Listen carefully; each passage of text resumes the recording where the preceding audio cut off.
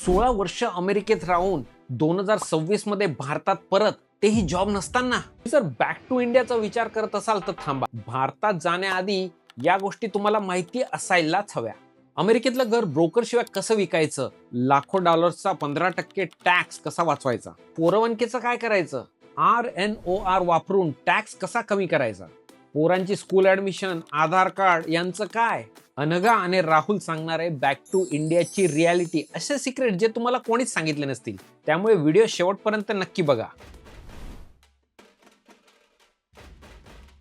नमस्कार मित्रांनो, मी राहुल आणि इथे तुम्हाला दाखवतो अमेरिकेतील गोष्टी आपल्या मराठमोळ्या स्टाईलमध्ये. आज आपल्यासोबत आहे अनघा आणि राहुल, जे 16 वर्ष अमेरिकेत राहिल्यानंतर नुकतेच भारतात शिफ्ट झालेत आणि आपल्याला ते सांगणार आहेत बॅक टू इंडियाचा त्यांचा हा प्रवास. वेलकम टू द अमेरिकन भाऊ podcast guys. Thank you. Thank you, Baba. Thank you. We are really excited to be here. सगळ्यात अगोदर अनघा आणि राहुल, मला हे सांगा की तुम्ही भारतात किती दिवसांपूर्वी शिफ्ट झाले? आम्हाला येऊन आता 2 महिने कंप्लीट झाले भारतामध्ये येऊन. तुम्ही अमेरिकेत कुठल्या राज्यात होता? आम्ही अमेरिकेमध्ये 2010 साली आलो.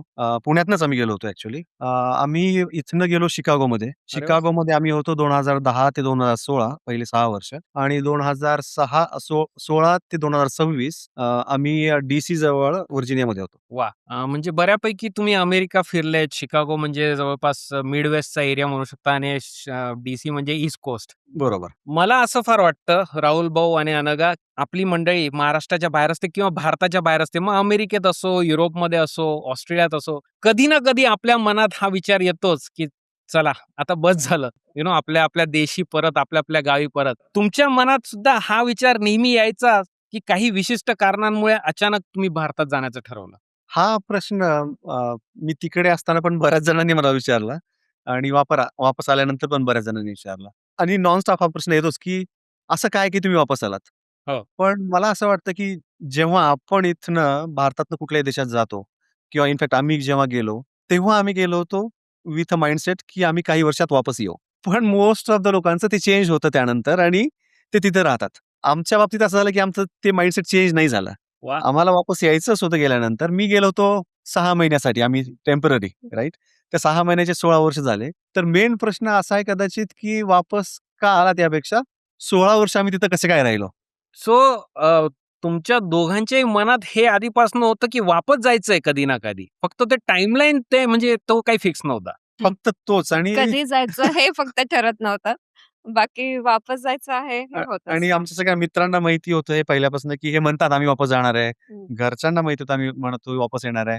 पण सगळे म्हणायचे तुम्ही काय आता कोणी येत नाही. पण ते- वेळ लागला पण 16 वर्षानंतर ते मित्रमंडळी आणि नातेवाईक मंडळी असं म्हणतात की यार काही नाही, हे सगळे फक्त बोलायचं असतं, वापस येतील वापस, कोणी वापस येत नाही अमेरिकेत गेल्यानंतर, असं सगळ्यांना वाटतं.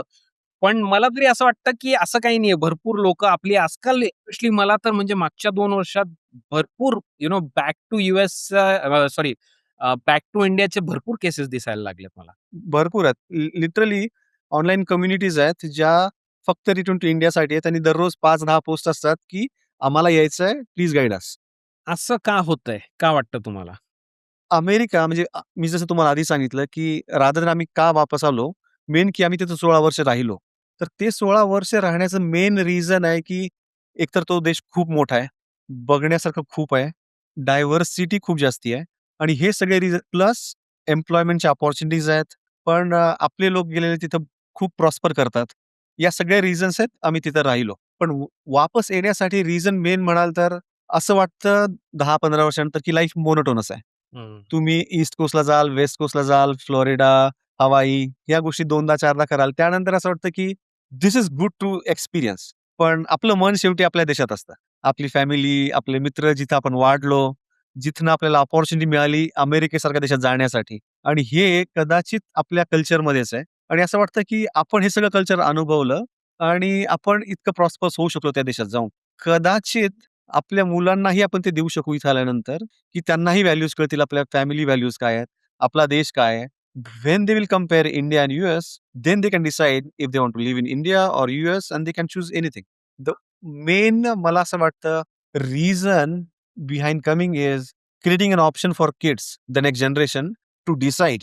आम्ही जर अमेरिकेतच राहिलो तर त्यांच्या नेक्स्ट जनरेशन विचारही येणार नाही की इंडिया आपल्यासाठी एक ऑप्शन पण आहे. अगदी, अगदी बरोबर बोललास तू राहुल. मला असं फार वाटतं ना, अजून सुद्धा अमेरिका जर तुम्ही एस्पेशली आता तू पण टेक सेक्टरमध्ये आहे, मी पण आधी टेक सेक्टरमध्ये होतो. म्हणजे जर जॉब म्हणा किंवा इव्हन बिझनेस अपॉर्च्युनिटी म्हणा, entrepreneurship especially on the tech side, America is still the place where the action is. म्हणजे नो डाउट अबाउट इट. ह्या सगळ्या गोष्टी नक्कीच आहेत. पण तू फार एक छान पॉइंट म्हटलास, की अ, काही वर्ष किंवा काही दशकं इथं राहिल्यानंतर मे बी कुठेतरी आपल्या लोकांना कळतं, की not everything is about that. बाकीच्याही गोष्टी असतात ज्या महत्त्वाच्या असतात. आणि ते म्हणतो ना आपण एक आयुष्यात त्या उमजायला त्या कळायला थोड्या वेळानंतरच तो वेळ येतो. त्या आधी कळत नाही ते. हो, पण ते कळण्यासाठीही ते तुम्हाला अचीव्ह करावंच लागतं. विदाऊट अचीव्ह करता तुम्ही तसं म्हणूही नाही शकत. राइट. त्यामुळं त्याच्यातून ते म्हणतो राईट ऑफ पॅसेज जावंच लागतं ते. पाहावंच लागतं त्यातनं आणि माझं ऑब्व्हियसली या पॉडकास्ट थ्रू सुद्धा असं कोणाला सांगणं नाहीये, की तुम्ही इंडियामध्ये या किंवा अमेरिकेत राहा. ही आमची जर्नी आहे आणि कदाचित आमचा पॉइंट ऑफ व्ह्यू असा होता, म्हणून आम्ही वापस आलो. पण there is nothing good or bad about coming back to here or staying in US. अगदी, अगदी छान बोललास राहुल भाऊ तू. म्हणजे दोन्ही दोन्ही देश चांगली देश आहेत.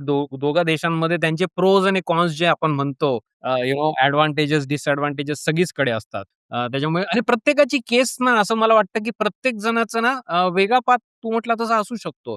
कारण प्रत्येकाचे ॲस्पिरेशन, प्रत्येकाची जर्नी वेगवेगळी असते. त्याच्यामुळे एकच उत्तर अपेक्षित करणं चुकीचं आहे. खरंय, खरंय. मला ना अनघा तुझ्याकडनं जाणून घ्यावं लागेल. मला असं वाटतं अनघा, की इन जनरल लेडीज वर्ग रेझिस्ट करतात भारतात परत जायला. ओके. मी I don't want to sound sexist वगैरे काहीतरी. पण मला असं वाटतं, की स्त्रिया थोडंसं प्रेफर करतात अमेरिकेतच त्यांचं सेटल व्हायला.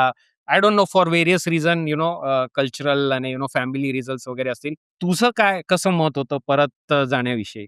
माझं मत तेच होतं, की आता एवढे वर्ष मी अमेरिकेची पण लाईफस्टाईल बघितली आणि मला एक होतं, की भारतामध्ये पण रिटर्न यायचंय.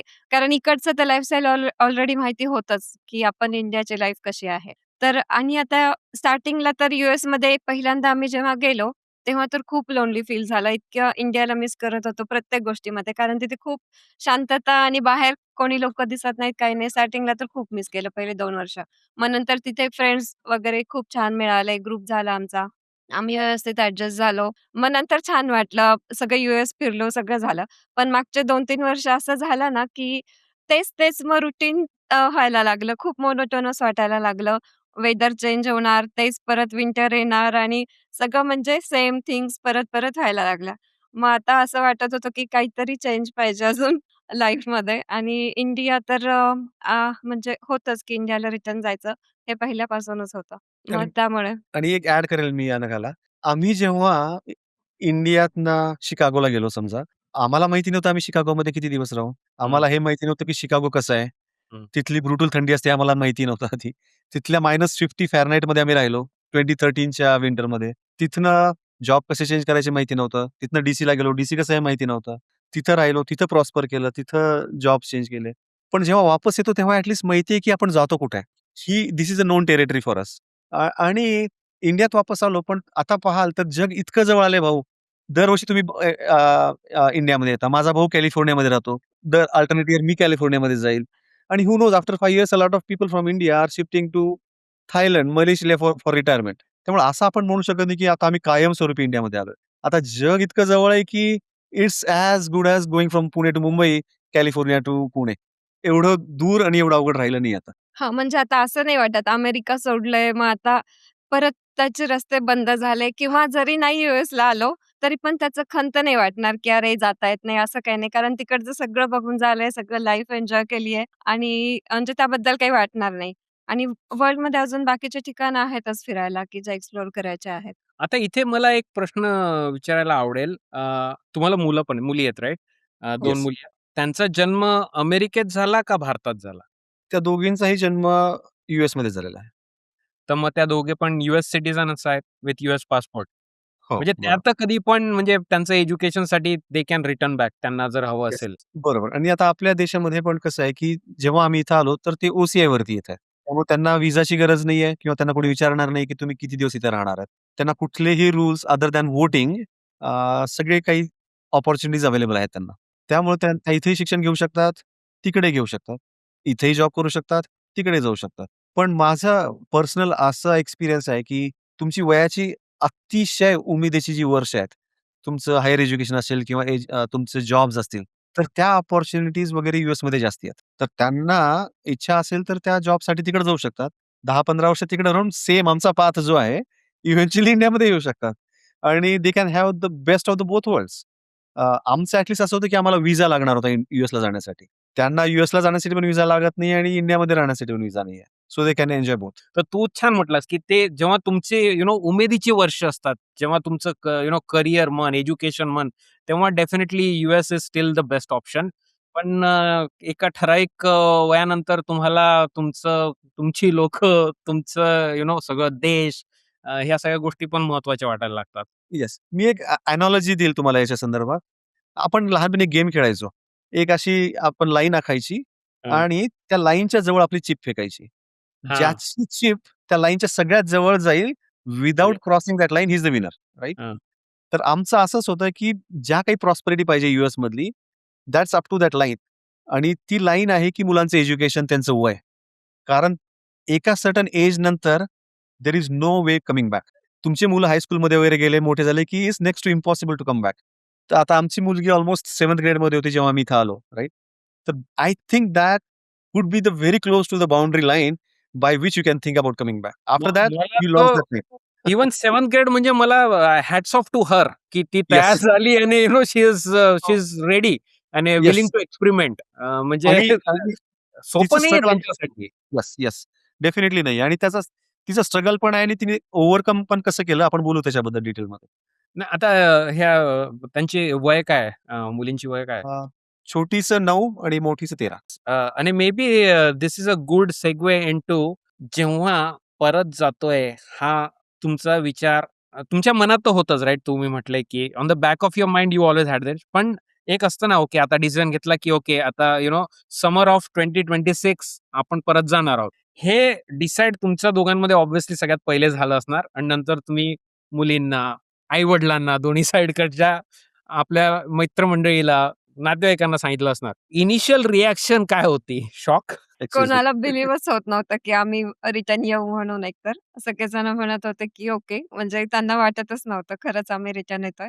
असंच होतं स्टार्टिंगला तर सगळ्यांचं. म्हणजे त्या जेव्हा अगदीच विश्वास पहिल्या नाही. स्टेजला आलं, तर तेव्हा त्यांना वाटलं, की ओके, वॉव! सगळेजण हॅपीच होते. आणि आता तुम्ही म्हणाल की समर ऑफ 26 आम्ही इथे आलो. पण the main force that that keeps you there right is your job. हं. आणि माझं असं सिच्युएशन होती की समर ऑफ 25 आमची कंपनी इंडियामध्ये शिफ्ट होणार होती त्यांचे ऑपरेशन्स. वॉव! आणि I was going to be the founder member of that organisation in India, in Pune. Nice. पण काही जिओपॉलिटिकल रिझन्समुळे ते झालं नाही आणि हां. त्यामुळे आमचं 1 वर्ष ॲक्चुअली डिले झालं. अच्छा. आणि त्यामुळे आम्ही 26 मध्ये आलो. पण जेव्हा सांगितलं सगळ्यांना, की आम्ही जाणार आहे, ऑब्व्हियसली आम्ही बरीच वर्ष तसं सांगत होतो. सगळ्यांची रिएक्शन होती, की या वेलकम आहे. पण जेव्हा तुम्ही तिकीट काढाल तेव्हा मला सांगा, की तुम्ही करचे का? म्हणजे कुठेतरी असं वाटत होतं, की हां, हे फक्त बोलायचं आहे, कोणी येत नाही परत असं पुढे अशी हां, हो, बरोबर, हो. बरोबर.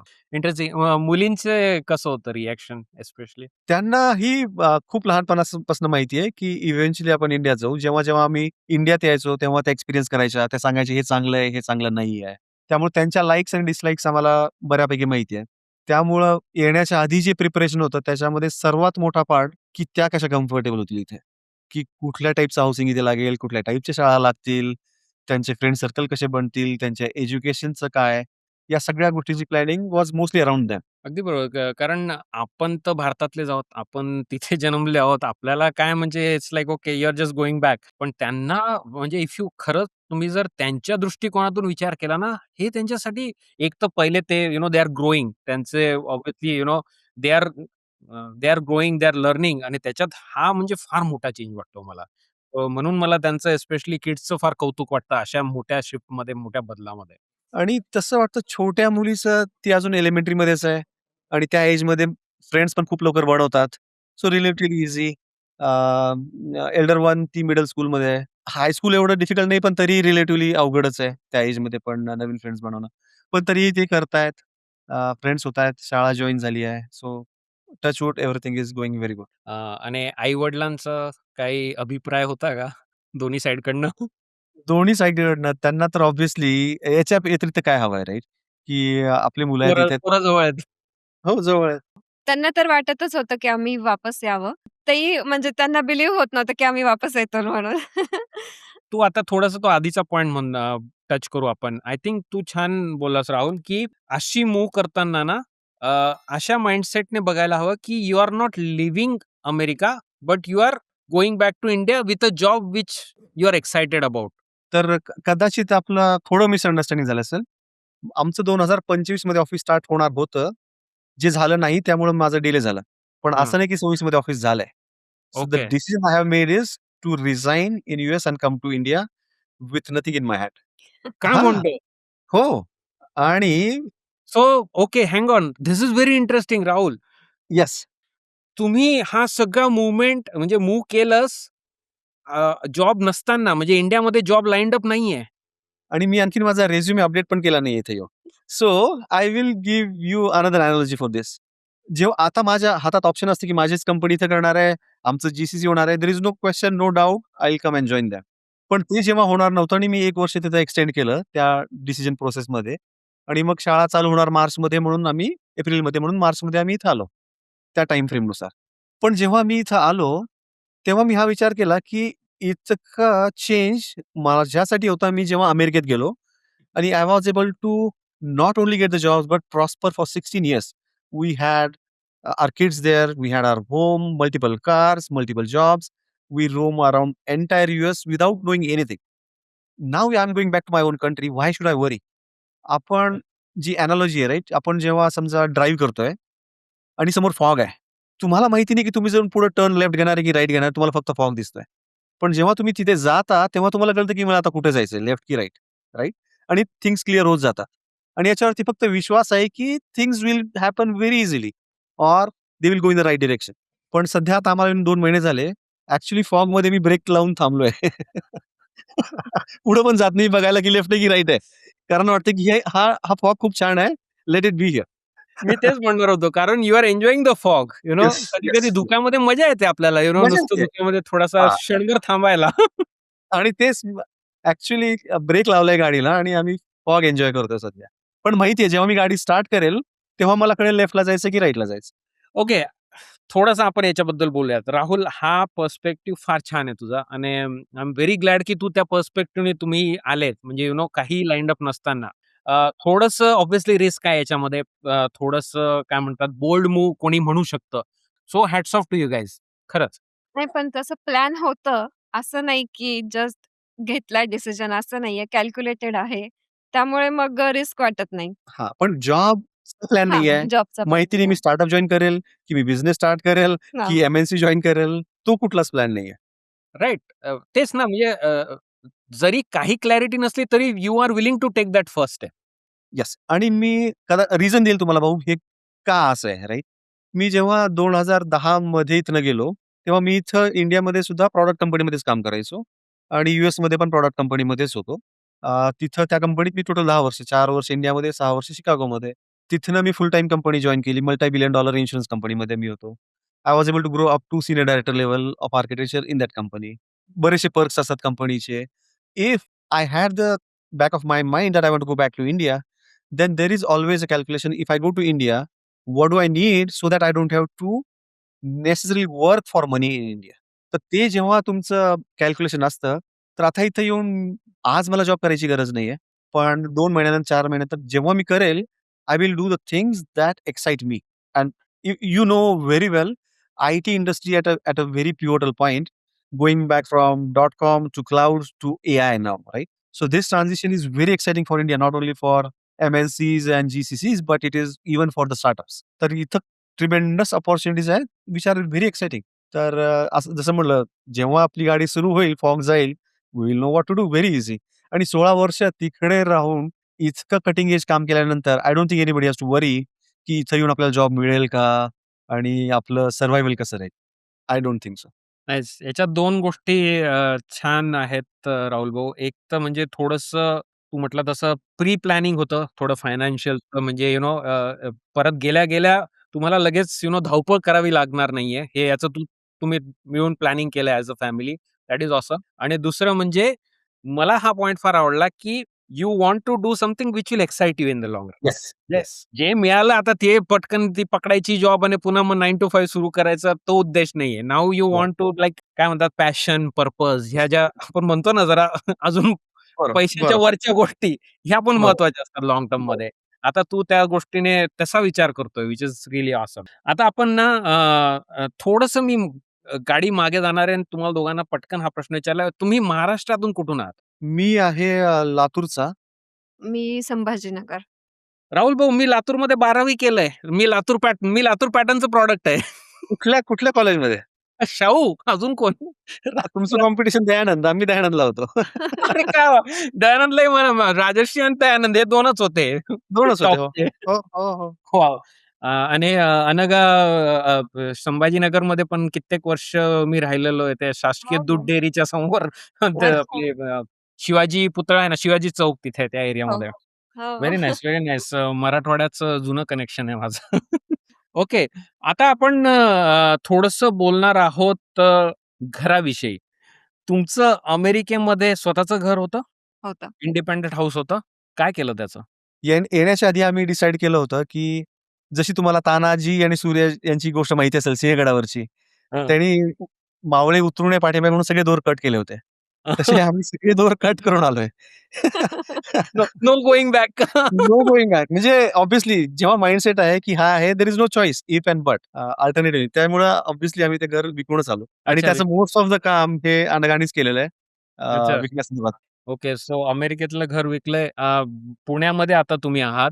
पुण्यामध्ये तुम्ही घर यायच्या अगोदर घर विकत घेऊन ठेवलं होतं काय म्हणजे कसं प्लॅनिंग मला असं वाटतं ना विथ फॅमिली ना घराचं फार थोडंसं क्रिटिकल असतं. तर त्याच्याबद्दल थोडंसं बोलूयात. घराचं तुम्ही कसं प्लॅनिंग केलं ओव्हरऑल? बरोबर. तर हे प्लॅनिंग जसं मी सांगितलं, की 16 वर्ष आम्ही तिकडे होतो, पण back of mind was always India, right? तर त्यामुळे आम्ही प्रत्येक टप्प्या-टप्प्यामध्ये ॲज एनी एन-आर-आय इंडियामध्ये, पुण्यामध्ये घरं घेतलेली आहेत. पण होतं कसं दर 4 वर्षानंतर वाटतं आता याच्यापेक्षा काहीतरी चांगलं अवेलेबल आहे. याच्यापेक्षा काहीतरी चांगलं अवेलेबल आहे. त्यामुळे ती ती नेव्हर एंडिंग प्रोसेस आहे. पण आम्ही 3 वर्ष आधी घर बुक केलेलं आहे, जे आम्हाला या डिसेंबरमध्ये मिळेल, जिथं आम्ही अल्टिमेटली जाऊन शिफ्ट होऊ. पण सध्याचे जे घरं आमचे आहेत, ते असं वाटतं की आता थोडे छोटे आहेत. त्यामुळं आम्ही डिसिजन घेतला, की 1 वर्षभर रेंटवरती राहू, जसं पाहिजे तसं आणि मग याच कम्युनिटीमध्ये जिथं आम्ही घर घेतलंय, तिथं आम्ही शिफ्ट होऊ. वाह! हे चांगली आयडिया आहे कारण तुम्ही 1 वर्ष तिथं रेंट करून राहाल, तर तुम्हाला एक जरा आजूबाजूचा एरिया म्हणजे खरंच तुम्हाला समजतं. पटतंय का वगैरे. बरोबर, बरोबर.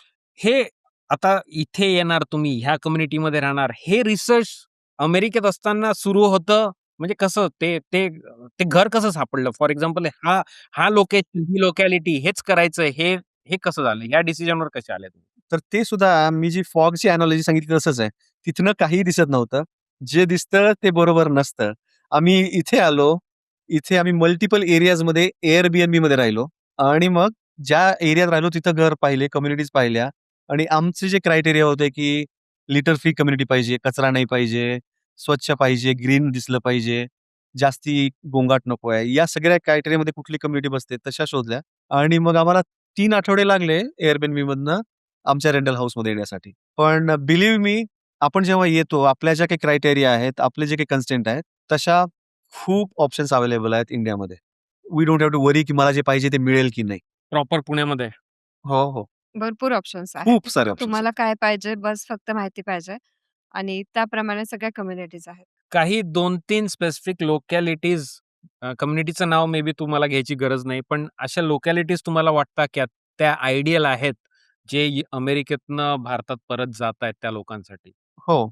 बरेचसे एरियाज आहेत जसे की तुम्ही ऐकलं असेल मगरपट्टा आहे. व्हेरी वेल मेंटेन्ड जिथे तुम्हाला जॉब्स पण आहेत आणि तुमचे रेसिडेन्शियल पण आहे. अॅमनोरा आहे त्याच एरियामध्ये.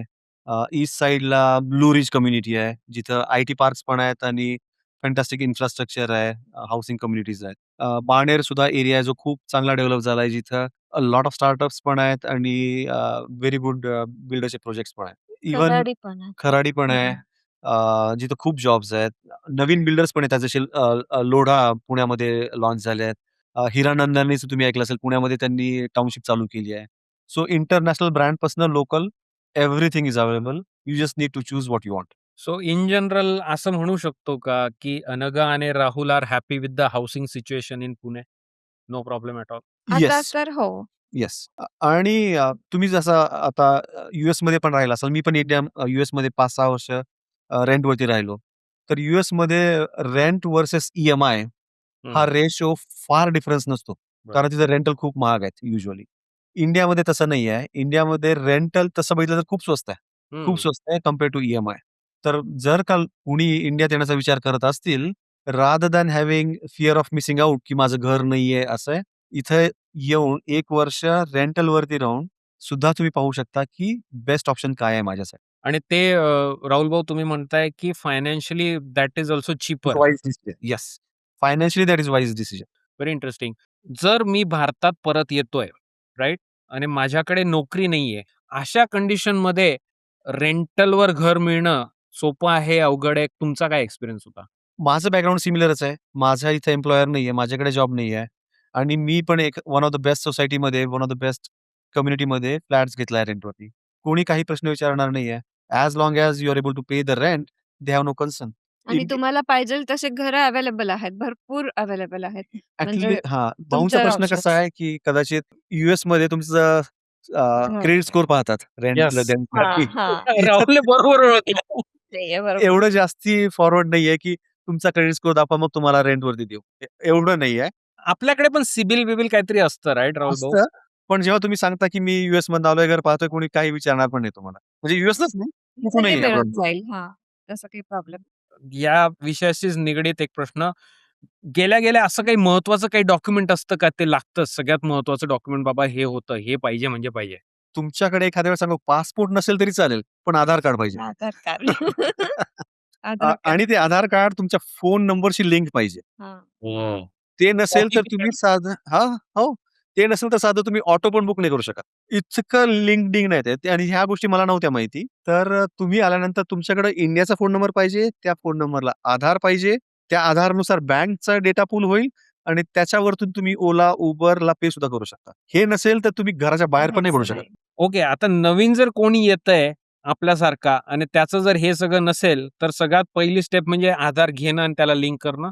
आणि याच्याशिवाय येऊच नका भारतात. हं. हे करता येतं का इकडं राहून इकडून? तुम्ही जर का भारताचे नागरिक असाल, तर तुम्ही कधीही आधारला अप्लाय करू शकता.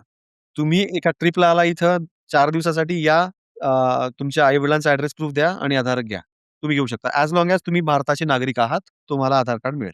पण हे नसेल, तर खूप अवघड आहे इथं. काहीच नाही करू शकत. तुम्ही रेंटल घर नाही मिळणार, बँक अकाउंट नाही ओपन होणार, तुम्ही ऑनलाईन पेमेंट नाही करू शकणार, भाजी पण विकत नाही घेऊ हे शकणार. काय म्हणजे मोकळे असून सुद्धा तुरुंगवासच आहे आधार नसलं तर. तुमच्याकडे विचार करा, एस-एस-एन नाहीये यूएसमध्ये. काय हां, कराल? काहीच नाही. तसंच सेम सिच्युएशन. तुम्ही इलिगल आहात थोडक्यात जर एस-एस-एन नसेल तर. एक्झॅक्ट सेम आहे इथं. थोडंसं अजून मी याच्यावरच जरा अजून 1-2 प्रश्न विचारणार आहे. कारण मला वाटतं ही माहिती फार महत्वाची आहे आपल्या लोकांना. आधार ठीक आहे, सपोज मी अप्लाय केलं, पण तो भारताच्या नंबरशी लिंक करणं मला वाटतं फार क्रिटिकल स्टेप आहे, राइट? ते बरोबर. ते किती सोपं आहे, अवघड आहे? ते कसं केलं? तर इंडियामध्ये तुम्ही तसं पाहाल तर कॅरियर कंपन्यांचे सिम कार्ड्स आणि त्यांचं मेंटेन करणं एवढं अवघड नाहीये. महिन्याचे 200-300 मध्ये कुठलंही कार्ड मिळतं. लास्ट टाईम आम्ही जेव्हा आलो, तेव्हा एक ॲडिशनल कार्ड इथं घेऊन ठेवलं होतं, ज्याच्यावरती आधार लिंक केलेला आहे. पण येईपर्यंत काय झालं, की तो नंबर हरवला, त्याचं सिम गेलं. पण इथं आल्यानंतर मग नवीन फोन नंबर घेतला आणि फक्त आधार सेंटरमध्ये गेलो. ते तुमचं व्हेरिफाय करतात, तुमच्या फिंगरप्रिंट्स आणि तुमच्या आयबॉल्सवरतून, की तुम्ही तूच आहात. मग तुम्ही त्यांना फोन नंबर नवीन द्या, तुम्ही ॲड्रेस प्रूफ द्या. सगळ्या गोष्टी लिटरली 5 मिनिटामध्ये अपडेट होतात. आणि एकदा तुमचा फोन नंबर आधारशी लिंक झाला, त्यानंतर तुम्हाला वापरण्यासाठी लिटरली सांगतो बँकची डिटेल्स पण द्यायची गरज नाहीये. तुमच्या फोन नंबरवरतून बँक डिटेल ॲड होतात and you start using for payments. Okay. तर सगळ्यात महत्त्वाचा पॉइंट मित्रांनो राहुल भाऊंनी सांगितलाय, की जर आधार ऑलरेडी असेल, तर भारतात गेल्या-गेल्या पहिले त्या आधार सेंटरवर जाऊन एक लोकल नंबर लिंक करा त्या आधारासोबत. Yes, yes. मग तुम्ही बेसिकली मोकळे. पण ती स्टेप सगळ्यात पहिली स्टेप आहे. सगळ्यात पहिलीच. महत्त्वाची स्टेप आहे. बरोबर, बरोबर. तुम्ही जेव्हा भारतात आले, त्याच्या अगोदर भारतातले बँक अकाउंट वगैरे उघडून ठेवले होते का तसं काही नव्हतं? तुम्ही लीगली जेव्हा एन-आर-आय असता, तुम्ही रेसिडेंट अकाउंट ठेवू शकत नाही. That is a violation of Hema law. बऱ्याच लोकांना ते माहिती नाही ते ठेवतात, व्हिच इज नॉट राइट. त्यामुळे आमचे जे बँक अकाउंट होते ते एन-आर-ई आणि एन-आर-ओ अकाउंट होते, जे आम्ही तिकडनं ऑपरेट करू शकायचो. आणि one of the first few steps is आम्ही जेव्हा वापस आलो, आम्ही बँकला नोटीस दिली, की आम्ही आता परमनंटली शिफ्ट झालोय आणि आम्ही आता रेसिडेंट आहेत, तर एनआरई अकाउंट रेग्युलरमध्ये कन्व्हर्ट करा. त्यांनी ते रेग्युलरला कन्व्हर्ट केलं. आम्ही त्यांना नवीन फोन नंबर दिला, जो आधारशी लिंक आहे and everything was smooth after. तर म्हणजे एकदा तो आधारचं क्लिअर झाल्यानंतर तुमचं जर एन-आर-आय, ते एन-आर-ई, एन-आर-ओ अकाउंट असेल, तर ते रेसिडेन्शियलमध्ये सुद्धा कन्व्हर्ट करता येतं. करावंच लागतं. ते ओके. एनआरई ठेवणं फेमाचं व्हायोलेशन आहे अगेन. हे आणि कुठली गाईड बँक? आय-सी-आय-सी-आय वगैरे, एच-डी-एफ-सी कुठली असं? एच-डी-एफ-सी. एच-डी-एफ-सी. Okay, nice. आणि हे सगळ्याच बँका करत असतील कुठल्याही ऑब्व्हियसली. बँकांची सेम प्रोसेस आहे. सो आता आधार झालंय, तुमचं बँक अकाउंट झालंय. याच्या व्यतिरिक्त अशी काही डॉक्युमेंट्स आहेत का, जी तुम्हाला वाटतात की फार महत्त्वाची होती लाईन अप करणं भारतात आल्यानंतर? मुलींसाठी तुम्हाला काही स्पेसिफिकली करावं लागलं का? तर ओसीआय कार्ड सगळीकडे चालतं. मुलांना पहिले 6 महिने आधार कार्ड मिळणार नाही, कारण ते अमेरिकन सिटिझन्स आहेत, पहिली गोष्ट. आणि दुसरी गोष्ट, फॉरेन नॅशनलला पण आधार कार्ड मिळतं. पण तुम्हाला 6 महिने रेसिडेन्सी प्रूव्ह करावी लागते. त्यानंतर तुम्हाला आधार कार्ड मिळतं, जे तुम्ही वापरू शकता शाळेमध्ये किंवा कुठेही जिथे त्यांना लागेल त्यांना. पण त्यांना आता पहिले 6 महिने आम्हाला अप्लाय नाही करता येणार. 6 महिन्यानंतर आम्हाला दाखवायला लागेल, की आम्ही 6 महिन्यापूर्वी भारतात आलोय. आम्हाला आता इथे राहायचंय. हा त्यांचा यूएसचा पासपोर्ट आहे. हे त्यांचं ओसीआय आहे. Against that they will give Aadhaar card to our kids. हे हे मॅन्डेटरी आहे का हे ऑप्शनल आहे? म्हणजे त्यांना त्यांना आधार कार्ड घेणं? शाळेच्या फॉर्ममध्ये Aadhaar card was a mandatory field. मग ओह! आम्ही त्यांना जेव्हा विचारलं, की त्यांच्याकडे आधार नाहीये आणि पुढचे 6 महिने मिळणार नाहीये, तर त्यांनी आमच्याकडनं लिहून घेतलं, की आम्ही 6 महिन्यानंतर अप्लाय करू आणि सध्या त्यांनी आधारच्या जागी 00 लिहून घेतलं आमच्याकडनं आणि 6 महिन्यानंतर आम्हाला जायला लागेल, त्यांचं आधार कार्ड घेऊन आणि अपडेट करायला लागेल तो आधार नंबर. म्हणजे रेकमेंडेड आहे की मुलं जरी असले तरी हां, त्यांचं 6 महिन्यानंतर तुम्ही कराच आधार कार्ड हां. त्यांचं पण. कारण आता आम्ही बघा इंडियन सिटिझन आहे, पण यूएसमध्ये होतो. आम्हाला सोशल सिक्युरिटी नंबर होताच. तसं आता बरोबर. ते इथे फॉरेन नॅशनल्स आहेत, पण त्यांना आधार कार्ड लागणारच. नंबर लागणार. नंबर लागणार. बरोबर. वाह! ही फार फार छान माहिती आहे. Very important. मुलींचे ॲडमिशन झालेत? सगळं ऑल गुड? हो. झालंय. हो. शाळेचे ॲडमिशन झाले. त्यांनी एक शाळा वगैरे बघितली आहे? 1 महिना जॉइन केली त्यांनी शाळा आल्यानंतर. हो, इथं सुरू झाले? हो. एप्रिल ते मे 1 महिना अ, शाळा असते आणि आता अ, मे ते 8 जून सुट्ट्या आहेत. त्यामुळे 1 अच्छा. महिना शाळा झाली त्यांची आणि आता सुट्ट्या चालू आहेत. समज. अनघा कसं होतं त्यांचं? ॲज अ मदर तुला काय वाटतं त्यांचा रिस्पॉन्स काय होता भारतातल्या शाळेबद्दल? भारतातल्या स्कूलमध्ये ते अजूनही ॲडजस्ट होतायत. त्यांच्यासाठी खूप ड्रास्टिक चेंज आहे. पण ना बोथ वेज लाइक त्यांना आवडत पण आहे, कारण फ्रेंड्स भरपूर मिळतात त्यांना इकडे आणि सगळ्यांना त्यांच्याशी बोलायला आवडतंय. त्यामुळे त्यांना पण छान वाटतंय. पण थोडंसं लँग्वेज म्हणा किंवा स्टडी, हँडरायटिंग, होमवर्क ह्या गोष्टी त्यांना करायला थोडंसं म्हणजे एक्स्ट्रा टाईम द्यावा लागतोय. तर ओह! तुला हां. जास्त चॅलेंजिंग, जास्त डिमांडिंग वाटतंय हो. इंडियाचं करिक्युलम? आहे. हो, हो. इंडियाचं एज्युकेशन थोडं अमेरिकेच्या एज्युकेशनपेक्षा जास्तीच आहे आणि त्यांना इकडे अभ्यास करावा लागतोय. भाऊ आपल्या वेळेएवढं अवघड नाहीये, पण अजूनही इंडिया इस नॉट ईझी. नाही, अगदी बरोबर बोलला राहुल तू. माहिती आहे का? मला असं वाटतं ना, इंडियामध्ये स्पेशली एज्युकेशन म्हणजे एकदम कटथ्रोट कॉम्पिटिशन असतेच आधी आणि करिक्युलम आपलं म्हणजे एकदम तोडीचं असतं. त्याच्यामुळे मेहनत तर म्हणजे लागणार भारतामध्ये. लागणार आणि आता माझ्या मुली जेव्हा शाळेत जायच्या, त्या काय घेऊन जायच्या? एक लॅपटॉप आणि म्युझिकचे इन्स्ट्रुमेंट जर का म्युझिक असेल त्या दिवशी तर. इथं त्यांना text books, notebooks oh my प्रत्येक गॉड! सब्जेक्टच्या आणि माझ्या मोठ्या मुलीने दाखवलं, तिचा हाताचं हे बोट सुजलं होतं लिहून-लिहून. हसवली होती. हो. कारण तिला लिहायची सवय नाहीये तेवढी. यूएसमध्ये आपण हां, टाइप करतो. ती न बघता टाइप करू शकते कितीही फास्ट, पण लिहिण्याचा तेवढा सराव नाहीये त्यांचा, जेवढं इथे लिहावं लागतं. ऑलरेडी त्यांच्या इथे एक-एक नोटबुक टेक्स्ट बुक लिहून म्हणजे पूर्ण फिनिश झालेत एप्रिल मंथमध्ये. एवढं त्यांनी कधीच यूएसमध्ये होल इयरमध्ये लिहिलं नव्हतं.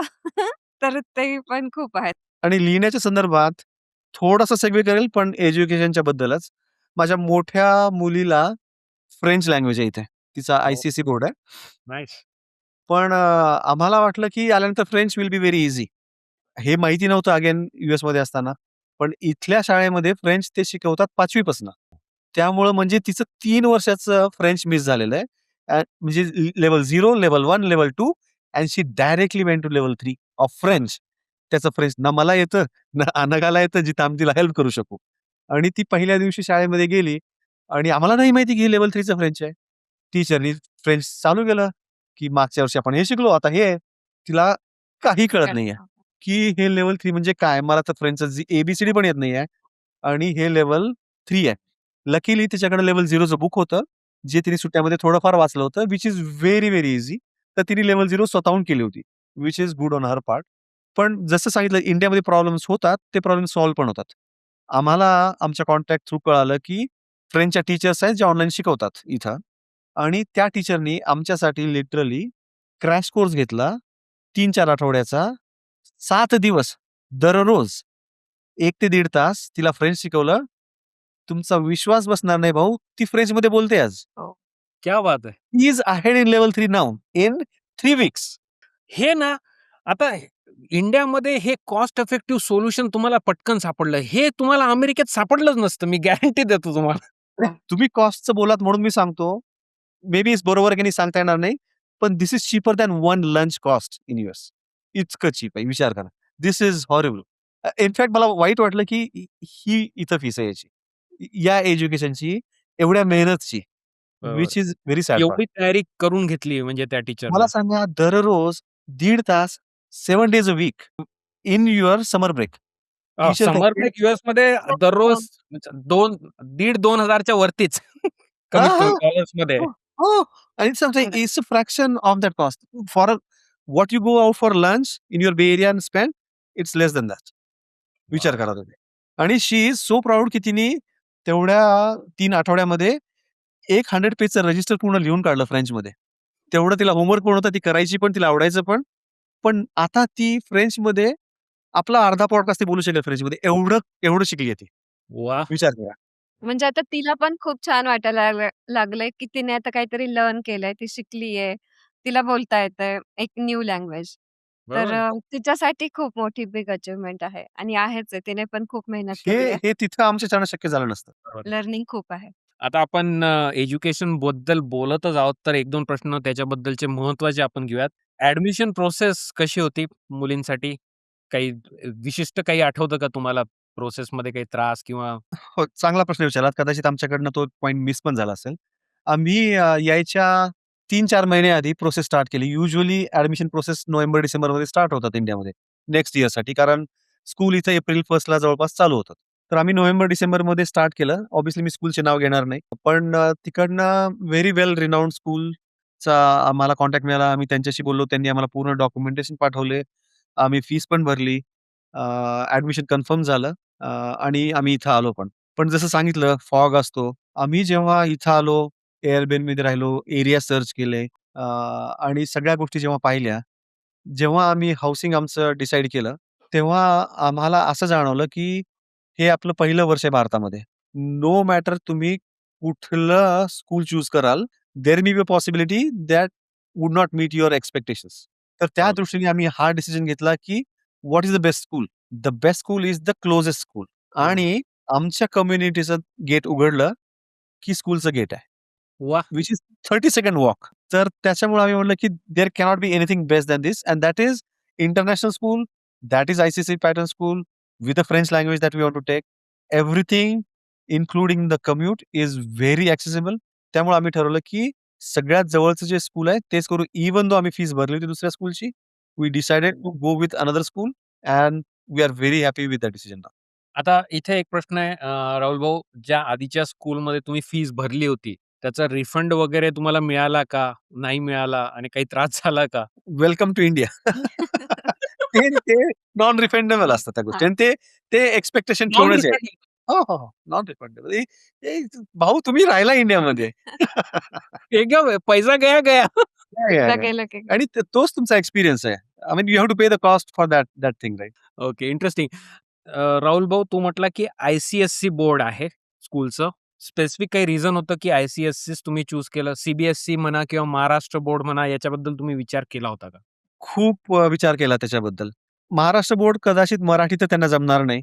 कारण सगळे सब्जेक्ट मराठीमध्ये असतात. त्यामुळे तो ऑप्शन नव्हताच. सी-बी-एस-सीचा विचार केला, पण सी-बी-एस-सीमध्ये हिंदी कंपल्सरी आहे. आता माझ्या मुलींना आपण घरात मराठी बोलतो, त्यामुळे मराठी कानावर पडते. त्यांना समजते. थोडंफार ते आमच्याशी रिस्पॉन्ड पण करतात. तिकडे त्या मराठी शाळेमध्ये जायच्या, त्यामुळे अक्षर ओळख पण आहे. त्यामुळे Marathi is still okay as a third language. आय-सी-एस-सीमध्ये जास्त. आता माझ्या 8वीच्या मुलीचं पण मी मराठी पाहिलं. एवढंसं पुस्तक आहे. फार अवघड नाही आहे. ॲज अ लँग्वेज ते चालतं. पण हिंदी त्यांना कळतही नाही. त्यांनी कधी ऐकलंही नाही आणि त्यांचे तिकडचे फ्रेंड्स पण सगळे इंग्लिशमध्येच बोलायचे. त्यामुळे Hindi was too much of struggle for them. त्यामुळं आम्हाला ऑप्शन हवा होता, की मराठी चालेल, इंग्लिशचा प्रॉब्लेम नाहीये, पण third language if it is whichever language it is where they can start. जसं हिंदी पण असतं, यू कॅन स्टार्ट फ्रॉम अ, आ, इ, ई. We can opt for it. पण 7वी-8वीत जाऊन तुम्ही म्हणू शकत नाही, की मला हिंदीचं अ, आ, इ शिकवा. पण फ्रेंचचं किंवा जर्मनचं कदाचित थोडंफार होऊ शकतं, राइट? जसं माझ्या मुलींनी फ्रेंच कव्हर केलं क्रॅश कोर्समध्ये, हिंदी होणं शक्य नाही. That is a struggle. त्यामुळं आम्ही आय-सी-एस-ई पॅटर्नचा बोर्ड चूज केला. आता याच्यामध्ये एक आय-बी म्हणून पण शाळा असतात राइट? येस. इंटरनॅशनल काय बॅचलरेट आय-बी इंटरनॅशनल इंटरनॅशनल बोर्ड. बोर्ड. आमच्या घराच्या बाजूला 3 आय-बी स्कूल्स आहेत. त्यांचं काय काय प्रकार असतो तो? त्या स्कूल ज्या आहेत, माझे मुलं यूएसमधनं इथं जेव्हा वापस येतील, त्यांना काहीही चेंज वाटणार नाही करिक्युलममध्ये. कारण ते बोर्ड त्यांचा पॅटर्न ते स्वतः डिसाईड करतात. त्यांचं लँग्वेजेस ते चूज करतात. त्यांना मराठीचं कंपल्शन नाहीये, त्यांना हिंदीचं कंपल्शन नाहीये. त्यांना बेसिकली म्हणजे आपलं स्टेट गव्हर्नमेंट किंवा सेंट्रल गव्हर्नमेंट, युनियन गव्हर्नमेंट कोणाचं काही बंधन नाहीये. They are international. हां. आणि त्याचं मेन बेनिफिट असा आहे, की ज्यांना इथे 12वी पर्यंत शिकायचंय आणि ग्रॅज्युएशन बाहेर करायचंय. एस-ए-टी देऊन जायचंय तिकडं. त्यांना हे खूप ईझी जातं. पण त्या मुलांना इकडच्या नीट द्यायची आहे किंवा जे द्यायची आहे. त्यांना थोडं स्ट्रगल करावं लागेल जर का इथे ग्रॅज्युएशन करायचंय तर. आय-बी मे बी तुम्ही म्हणता इथल्या एस-ए-टीसाठी मे बी प्रिपेअर करून घेईल. पण आपल्या भारतातल्या बिट-सॅट म्हणा, जे म्हणा किंवा नीट म्हणा यांच्यासाठी ते प्रिपेअर नाही करणार. त्याच्यासाठी त्यांना तेवढं हेल्प नाही होणार.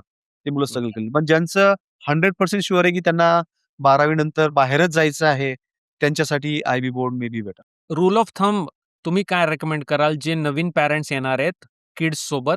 Kids already may be middle school, elementary किंवा हायस्कूलमध्ये आहेत. कसं बोर्ड चूज करायला हवा?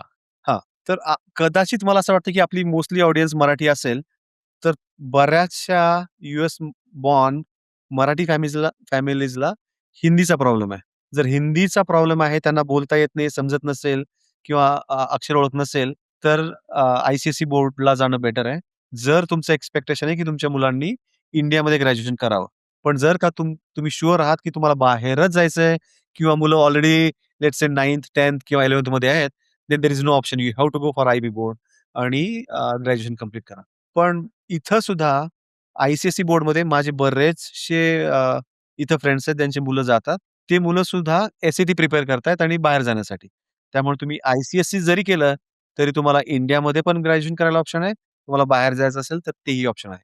त्यामुळे most easiest path if you are coming back, I would say it is ICSE board. हा छान पॉइंट आहे राहुल भाऊ. मला वाटतंय की आय-सी-एस-सी दोन्ही वाटा तुम्हाला मोकळ्या ठेवतं. म्हणजे काही बरोबर. ब्लॉक नाही होऊन जाते तुमचं, की तो बरोबर. रस्ता आता नाहीच आहे आपल्याला. Very nice. नाही. आणि फार इथे सुद्धा खूप सारे इन्स्टिट्यूट्स आहेत, जे एस-ए-टीचं प्रिपेअर करून घेतात.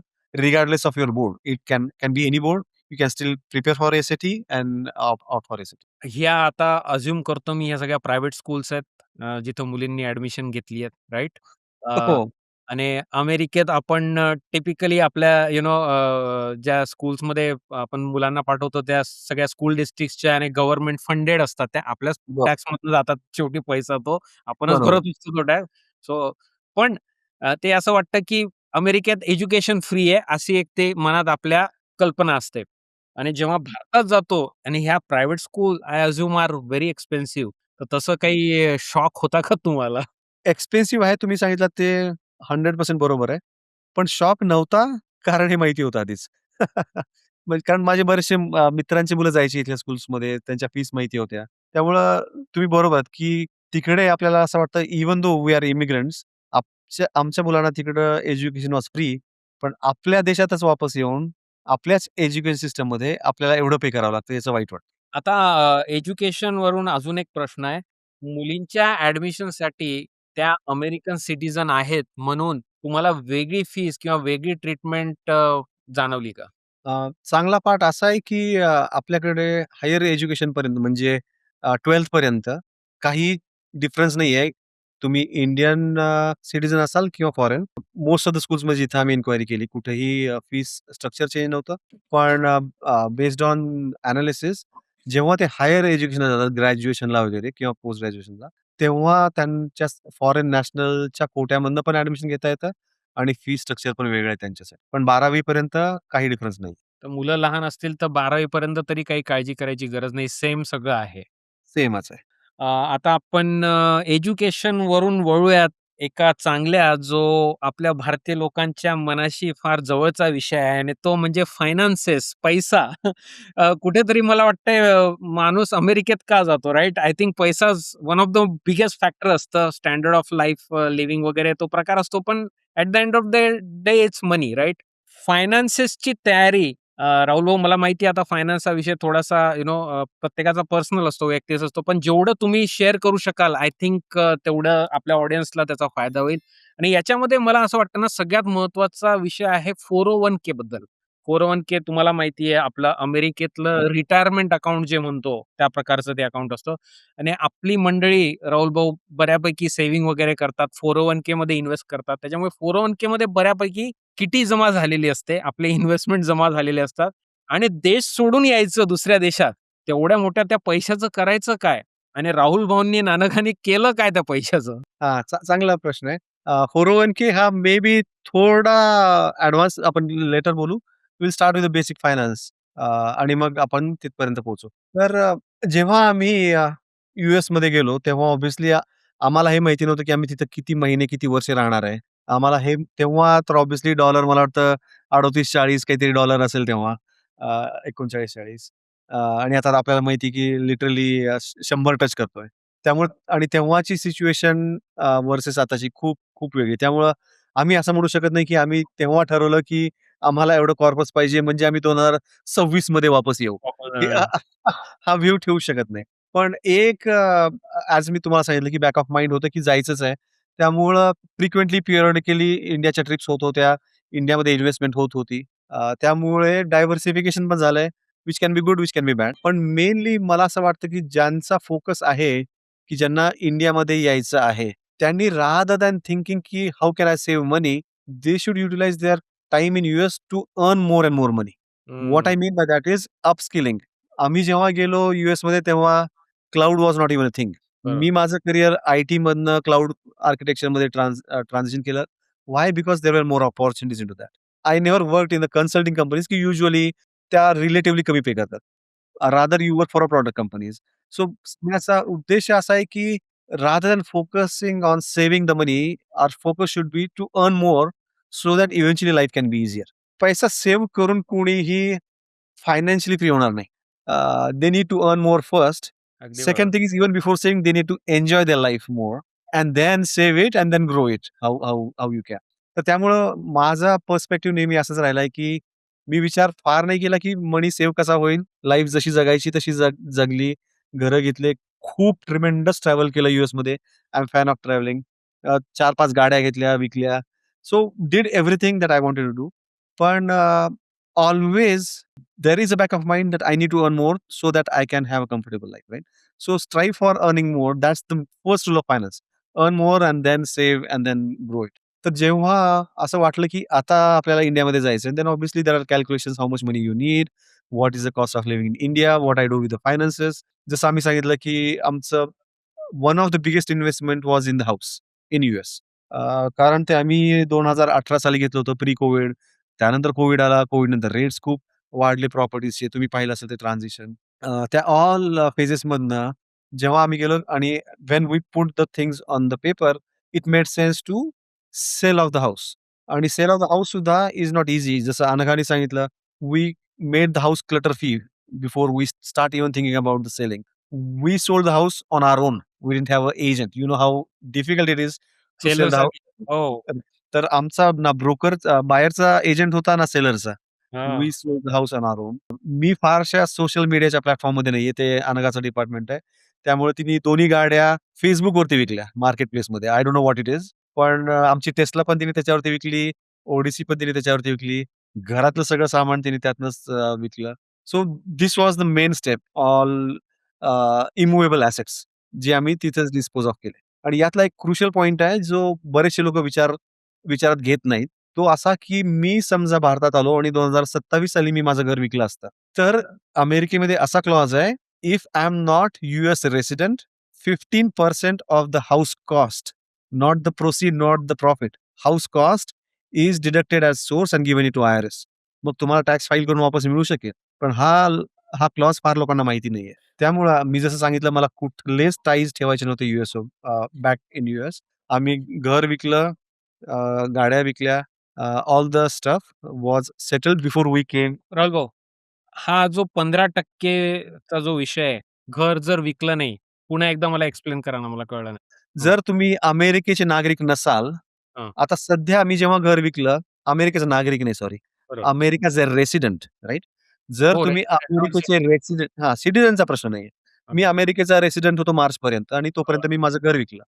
त्यामुळे मला काहीही टॅक्स लायबिलिटी नाही. तुम्हाला माहिती की $5,00,000 पर्यंत टॅक्स फ्री आहे तुमचं capital gain on your house. पण जर समजा मी आता मार्चमध्ये भारतात आलो आणि घर तसंच ठेवलं, हं. 1 जानेवारी नंतर त्या वर्षी मी अमेरिकेचा रेसिडेंट नाही आणि बरोबर. मी माझं घर विकलं, हं. तर हाउसच्या 15% रक्कम, घराच्या सेल प्राइसच्या हां. 15% रक्कम is deducted at source and given आणि आय-आर-एसला दिली जाते. 15%. Not even gain 15% no. Capital गेनचं नाही, कॉस्टचे 15%. कॉस्टचे 15% आणि हा हे तर फार क्लॉज मोठी रक्कम आहे. फार मोठी रक्कम आहे आणि तुमचं जर का कदाचित गेन जास्ती नसेल त्या घरामध्ये, हां. तुमच्या पॉकेटमधनं तुम्हाला पैसे द्यावे लागतील घर विकण्यासाठी. कारण ते एक्झॅक्टली लॉस जर जुनं घर असेल तर लॉसमध्ये जाऊ शकतं ते. आणि हे मला कसं कळालं, कारण मी घर स्वतः विकलं आमचं राइट. हं. मी पूर्ण एजंटचं काम केलं. तेव्हा प्रत्येक क्लॉजमध्ये मला टिक मार्क करायचं आहे. मला सांगावं लागलं, की मी यूएसचा रेसिडेंट आहे, म्हणून 15% of cost of house is not deducted. नाहीतर ते 15% डिडक्ट होऊन आय-आर-एसला जातात. 1 वर्षानंतर जेव्हा तुम्ही टॅक्स फाईल कराल, बेस्ड ऑन टॅक्स लायबिलिटी काही रक्कम वापस मिळू शकते. पण तुमच्या सेल प्राइसमधनं 15% हे आय-आर-एसला जातात. हे ऑब्व्हियसली ऑल द रिझन्स आहेत, की आम्ही सांगितलं, की आम्हाला येण्याच्या आधी या गोष्टी क्लीन करायच्यात आणि आम्ही ते करून आहोत. इथे तुमचं लीगल स्टेटस काय होतं? ग्रीन कार्ड होल्डर होते का व्हिसावर होते तुम्ही? विजावरती आणि good point about that is आम्ही आल्यानंतर 2 दिवसानंतर आमची डेट करंट झाली विजाची. ओह! पण पण भाऊ तुम्हाला आश्चर्य वाटेल, शेवटचे काही महिने, काही वर्ष अ, मला नाईटमेअर यायचं, की मला ग्रीन कार्ड मिळालंय. आणि याचं ठीक आहे, रिझन ओके. आणि याचं रिझन सांगतो मी. टॅक्स इम्प्लिकेशन्स खूप डिफरंट आहेत. माझ्याकडे ग्रीन कार्ड आहे व्हर्सेस ग्रीन कार्ड नाहीये. म्हणजे जर ट्रिमेंडस. भारतात गेले तर म्हणताय तुम्ही? Yes, yes. ओके, थोडंसं बोलूयात राहुल भाऊ याच्याबद्दल. तर तुम्ही तुमचे डिसएडव्हांटेजेस मी सांगतो तुम्हाला काय आहेत. हां, एक्झॅक्टली. ते भाऊ तुम्हाला काय त्रास होणार आहे ते हां, सांगा. काय त्रास होणार आहे सांगतो मी. तर जसं मी सांगितलं, की we talk about finances right. तर आता मी भारतामध्ये आलो. या वर्षीचं माझं टॅक्स स्टेटस यूएसचंच आहे. मी या इयर एंडला यूएसमध्ये टॅक्स फाईल करेल ॲज मॅरिड फायलिंग जॉइंटली. कारण आम्ही तिथं एक टेस्ट असते सबस्टॅन्शियल प्रेझन्स टेस्ट. ती टेस्ट तुम्ही पास केली म्हणजे ॲट लीस्ट 30 दिवस तुम्ही तिथे आहात plus x number of days last year before that. ते आमची पास होतो म्हणजे आम्ही तिथली टॅक्स रेसिडेन्सी डिसेंबर 31 पर्यंतची आमची यूएसची आहे. तर तोपर्यंत जे काही माझं यूएसमधलं इन्कम आहे रेग्युलर जसं मी मागचे 15-16 वर्ष टॅक्स पे करत आलोय, तसं आता 17व्या वर्षी पण टॅक्स पे करेल. काही चेंज नाहीये. ऑल वेल गुड. 1 जानेवारी 2027 नंतर मी माझं सांगितलं माझं घर विकलंय, पण माझा 401k तिथे आहे. माझं ब्रोकरेज अकाउंट यूएसमध्येच आहे. माझे स्टॉक्स इन्व्हेस्टेड यूएसमध्येच आहेत. माझ्या कंपनीचे आर-एस-यूज ते यूएसमध्येच आहेत आणि ह्या सगळ्या गोष्टी मी इंडियामध्ये इमिडिएटली मूव्ह करणार नाहीये हं. आणि कदाचित माझं ब्रोकरेज अकाउंट आहे. मी त्याच्यामध्ये ट्रेड पण करत राहील. मागचं वर्षभर तुम्ही पाहिलं यूएसचं मार्केट कुठून कुठे गेलंय. ते सगळे कॅपिटल गेन्स जे आहेत, ते मी यावर्षी विकणार नाही, नेक्स्ट वर्षी विकेन. हं. का? कारण मी आता आलोय. माझं इंडियामध्ये स्टेटस आहे RNOR resident but not ordinary resident. तर हे स्टेटस बेस्ड ऑन तुम्ही किती वर्ष भारताच्या बाहेर राहिला तुम्हाला मिळतं आणि या स्टेटसमध्ये तुमचं ग्लोबल इन्कम टॅक्सेबल नसतं. तर मी पुढचे 3 वर्ष आर-एन-आर स्टेटसमध्ये आहे आणि I will not pay capital gain taxes to US. I will not pay capital gain taxes to India.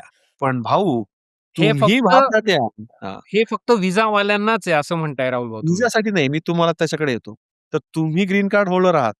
तुम्ही भारतात याल. हां. तुम्ही सुद्धा आर-एन-आर असाल कारण तुम्ही भारताचे सिटिझन आहात.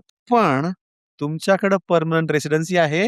तुम्हाला प्रत्येक अमेरिकेचं द्यावं लागेल. इन्कमला अमेरिका टॅक्स लावेल. तुम्हाला भारत नाही लावणार, पण हं. अमेरिकेला. तर हे रिझन आहे मला नाईटमेअर यायचं की मला ग्रीन कार्ड मिळालंय. फार महत्वाचं आणि भारी पॉइंट सांगितलाय राहुल भाऊ तुम्ही. कारण मला असं वाटतं, जर अशा स्टेजमध्ये कोणी असेल, मे बी पुढच्या 1-2 वर्षात ग्रीन कार्ड मिळणार आहे. पण आत्ताची अशी अनसर्टनिटी आहे आणि may be they are thinking of going back. तर मग अशा लोकांनी ग्रीन कार्ड न घेतलेलं बरं फायनान्शियल समीकरणाच्या दृष्टिकोनातून, बरोबर?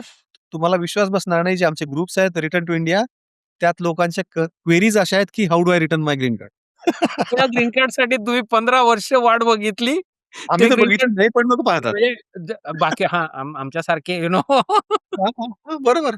Very interesting. ओके. हे आर-एन-ओ-आर हे मला ही पहिल्यांदा मी ऐकलंय. ओके. हे concept. I will be very frank with you. याचं काही स्पेसिफिक आर-एन-ओ-आर कॅटेगरीमध्ये बसण्यासाठी काय स्पेसिफिक क्रायटेरिया आहे? सगळ्यात 2 क्रायटेरिया आहेत. मी सिंपलमध्ये सांगेल आणि प्लस मे बी आपल्याला वाटत असेल फायनान्समध्ये डीप बोलायचंय. वी कॅन हॅव 2 मोर अजून आवर एक फॉलोअप पॉडकास्ट. करू आपण याचं. सिंपल 2 रूल सांगतो आर-एन-ओ-आरचे.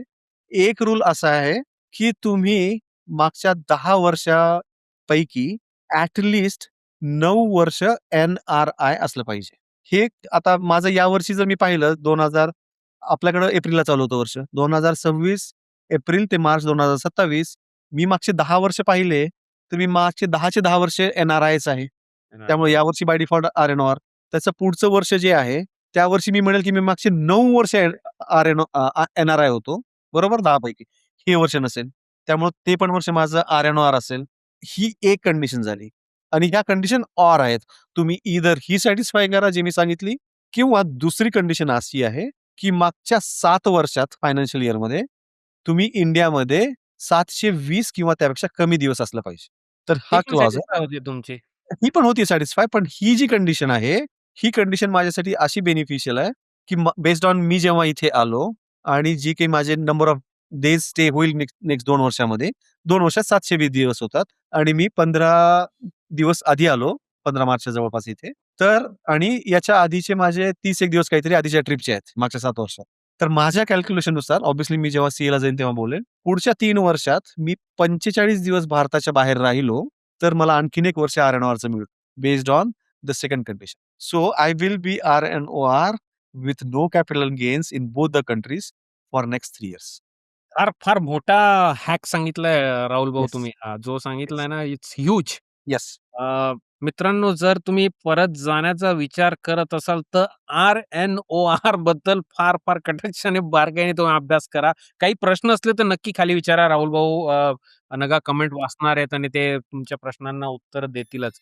Very interesting. आता 401kचं काय केलं? 401k. तर मोस्टली आपण जेव्हा तिथं जॉब करतो, it is good to have 401k. आणि मोस्ट ऑफ द टाईम जेव्हा तुमचे एम्प्लॉयर कॉन्ट्रिब्यूट करतात equally, it's a very bad choice not to opt for 401k. Free nobody money आहे, right? Wants on the table. तर 401k मी जेवढा काळ तिकडे होतो तेव्हा होतंच. जेव्हा कंपनी चेंज होते तेव्हा तिकडचं आय-आर-एमध्ये बरोबर. जातं. But ultimately is the same thing, की 401k काय, आय-आर-ए काय. तर त्याचे सुद्धा रूल्स असे आहेत, ते तुमचं रिटायरमेंट अकाउंट आहे. ते तुम्ही लीगली तिथं ठेवू शकता. जसे मी स्टॉक्स ठेवलेत, तसं 401k पण तिथं राहू शकतं. मी त्याला इंडिव्हिज्युअल रिटायरमेंट अकाउंटमध्ये कन्व्हर्ट करू शकतो. तिथं थोडी फ्लेक्सिबिलिटी असते, की कुठले फंड मला चूज करायचे आहेत, मी चूज करू शकतो आय-आर-एमध्ये. पण तो पैसा तिथल्याच देशामध्ये राहील, हं. तिथल्याच इक्विटीमध्ये इन्व्हेस्टेड असेल. अच्छा, हे करता येतं. दुसरं ऑप्शन असं आहे, की तुम्ही तो विथड्रॉ करू शकता अच्छा. आणि तो विथड्रॉ केल्यानंतर ऑब्व्हियसली माझं वय आणखीन 59.5 नाही आहे. त्यामुळे मला 10% पेनॉल्टी लागेल आणि जो काही टॅक्स स्लॅबचा रेट असेल, तो टॅक्स स्लॅबचा रेट लागेल. त्यामुळे आता हे जसं तुम्ही म्हणाल, की फायनान्स हे मोस्टली पर्सनल असतं. कोणी काय करायचं हे ते ठरवू शकतात, पण आम्ही काय केलं हे मी सांगू शकतो. तर बेस्ड ऑन माझी सिच्युएशन, बेस्ड ऑन माझा आर-एन-ओ-आर स्टेटस आणि रेसिडेन्सी इन इंडिया, यावर्षी मी 401kला हात लावणार नाही. कारण माझं टॅक्स स्लॅब भरपूर मोठा आहे यावर्षीचा, because we exited from US to India. पण नेक्स्ट इयरला 1 जानेवारी 2027 पासनं माझं इन्कम, टॅक्सेबल इन्कम यूएसमध्ये फारसं नसणार आहे. त्यामुळे माझा टॅक्स ब्रॅकेट जो असेल तो खूप कमी असेल. तर मी काय करेल, की पुढचे 3 वर्ष मला इंडियामध्ये रिपोर्ट करायची गरज नाहीये, ना टॅक्स भरायची गरज आहे. Any investments or any income in US. तर मी माझा 401k 3 टप्प्यामध्ये डिव्हाईड करेल. 2027, जानेवारी 2028 आणि 2029. कारण काय तर टॅक्स स्लॅब कमी पण लागेल, इंडियामध्ये टॅक्स भरायची गरज नाहीये आणि ओव्हरऑल इन हँड जे येईल 401k ते जास्त येईल. त्यानंतर नॉट नेसेसरी की तो पैसा मला भारतातच आणायचा आहे. तो पैसा डॉलरमध्येच असेल, राहू शकतो. तो माझ्या ब्रोकरेज अकाउंटमध्ये जाऊ शकतो. तो US इक्विटीमध्येच इन्व्हेस्टेड राहू शकतो. All options are open. पण त्या 3 वर्षानंतर त्यानंतर जे काही गेन्स होतील त्यावरती मला इंडियामध्ये टॅक्स भरणं चालू करायला लागेल. आता हे जेव्हा तुम्ही स्टॅगर्ड 3 वर्ष कन्व्हर्ट कराल, लिक्विड कराल किंवा व्हॉटएव्हर सेल ऑफ बरोबर. कराल, तेव्हा ते 10% अर्ली विथड्रॉवल फी पेनल्टी लागेल. पेनल्टी लागेल. पण अपार्ट फ्रॉम दॅट सिन्स तुमचं आर-एन-ओ-आर स्टेटस आहे, भारतामध्ये तुम्हाला त्या डॉलरचं काहीच तुम्हाला टॅक्स वगैरे काही कुठे काही द्यायची गरज नाही. नॉट ओन्ली टॅक्स मला रिपोर्ट पण करायची गरज नाही. हां. This is huge advantage. Yes, yes.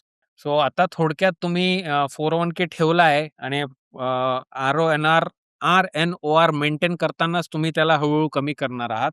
आणि पण कमी केला तरी तुमचा प्लॅन असा आहे का, की इक्विटीमध्ये पार्क करून ठेवायचा वगैरे म्हणजे तुम्ही काढणार आहात का पैसा?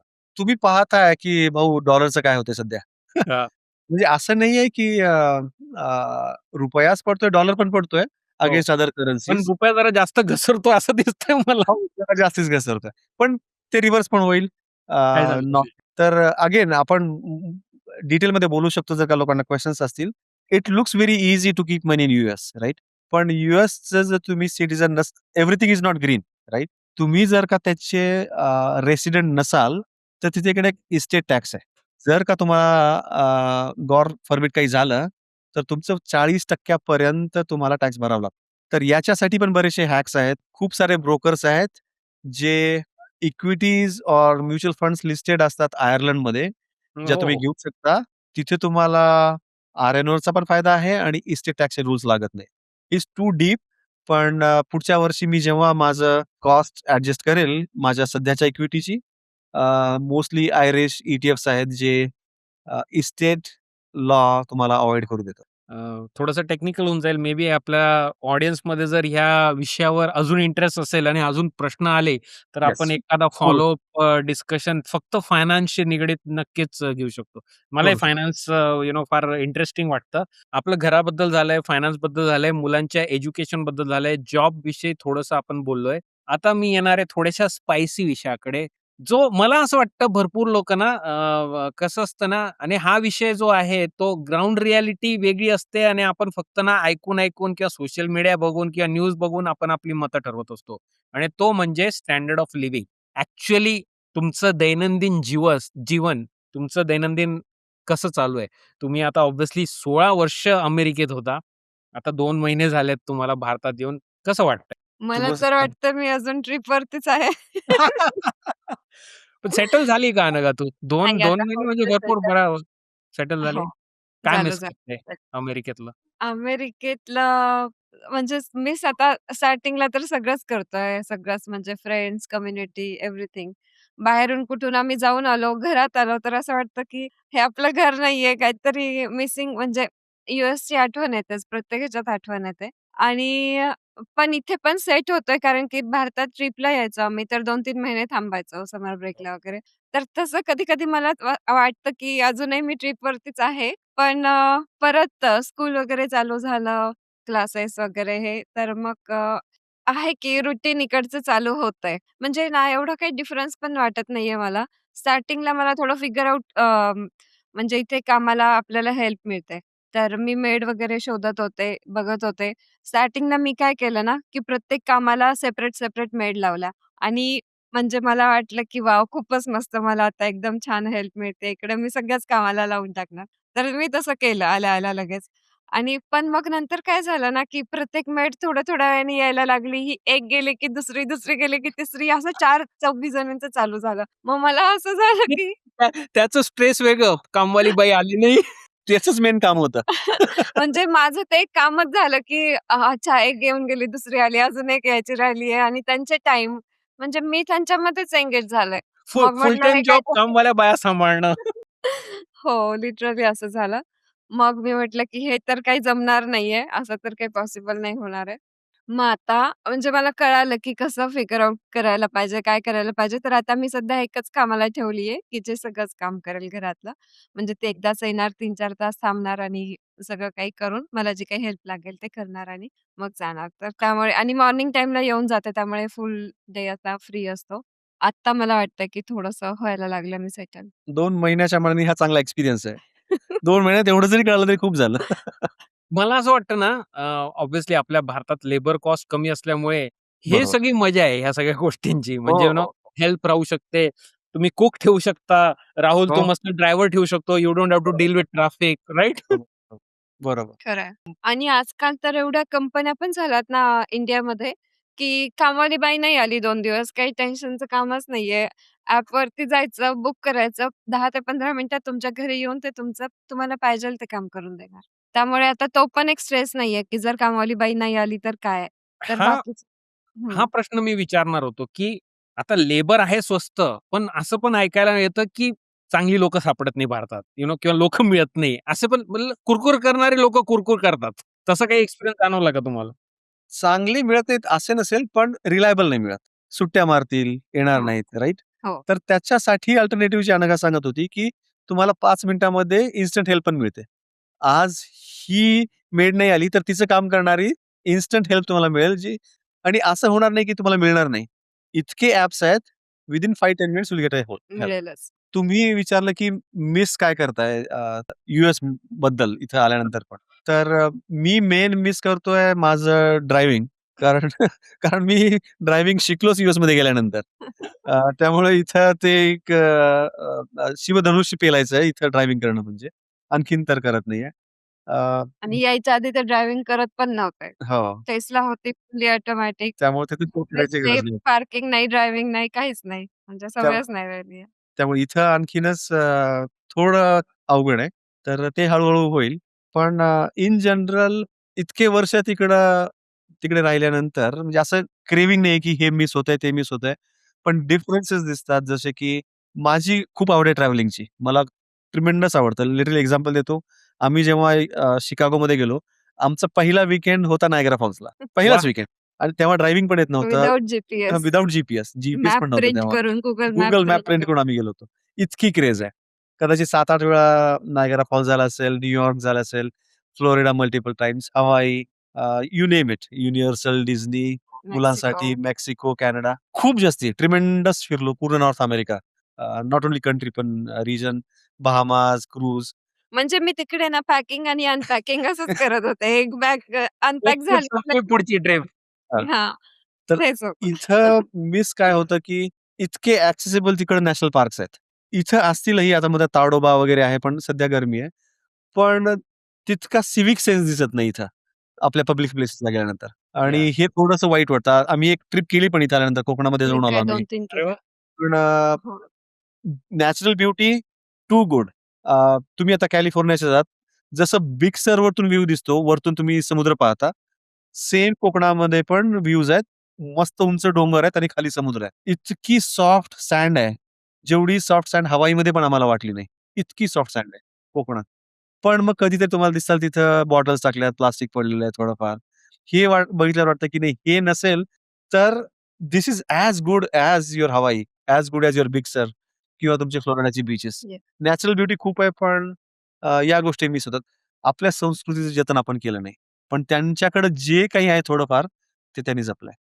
मला असं म्हणजे एकंदरीत सोशल मीडियावर तरी असं दिसतंय, की थोडीशी आता यंग जनरेशनला थोडीशी या गोष्टींबद्दल अवेअरनेस वाढतंय आणि आय थिंक थोडेसे it's unfortunate to say this पण younger generation are more aware of these problems and they are actually doing something. आपलं तर आता ठीक आहे, आपण 40-50तले आपलं you know but I am very happy, की भारतातली तरुण मंडळी जरा ह्या गोष्टींकडे जरा कटाक्षाने बघतीये आणि काहीतरी करायचा प्रयत्न करतीये. बरोबर.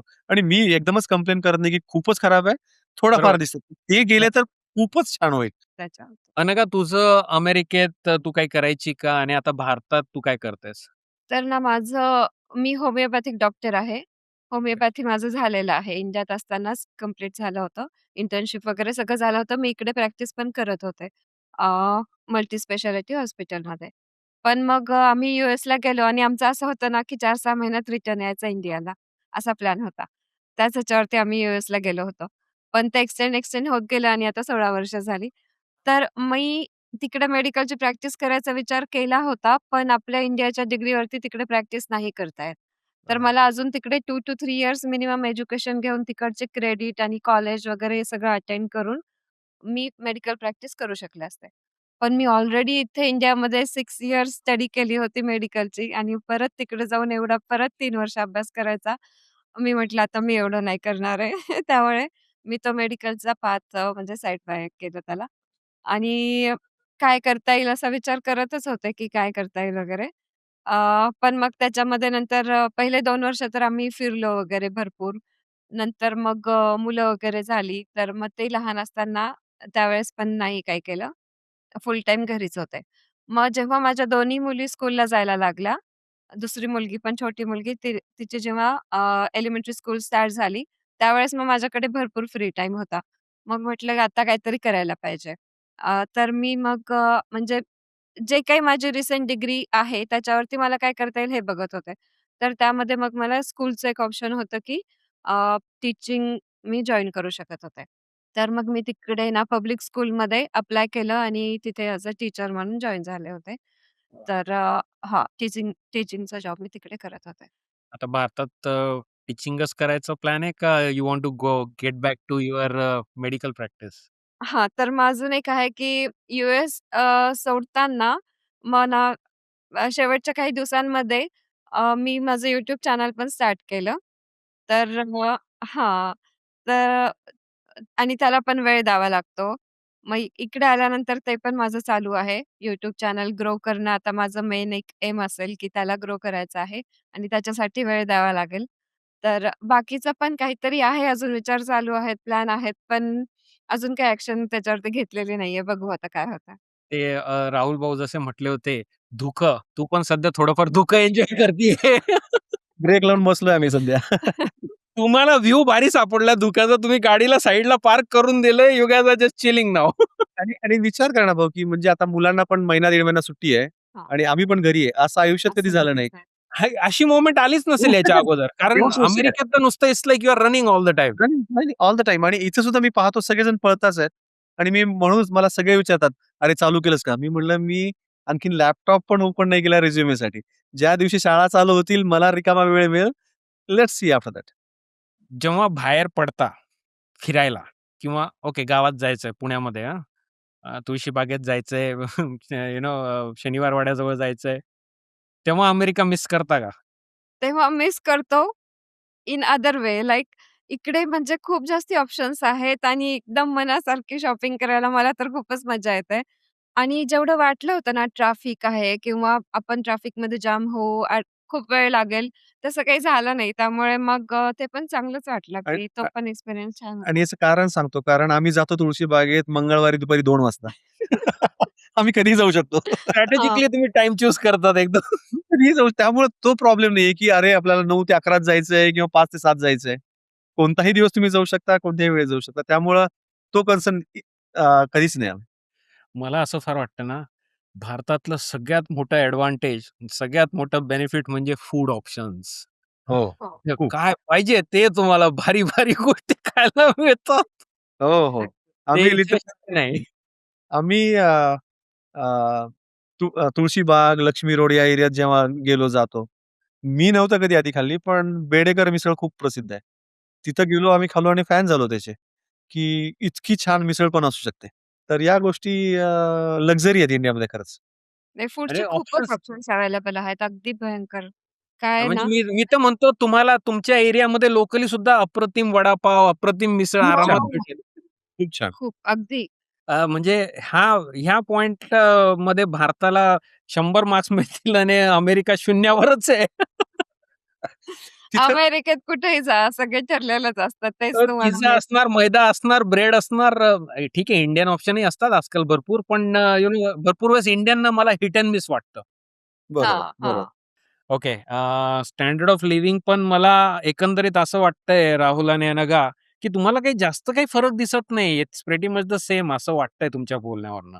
आता मी जसं सांगितलं, तुम्ही जे पाहताय, तुम्हाला जे हवंय भारतामध्ये, ते तुम्हाला मिळेलच. याची गॅरंटी आहे.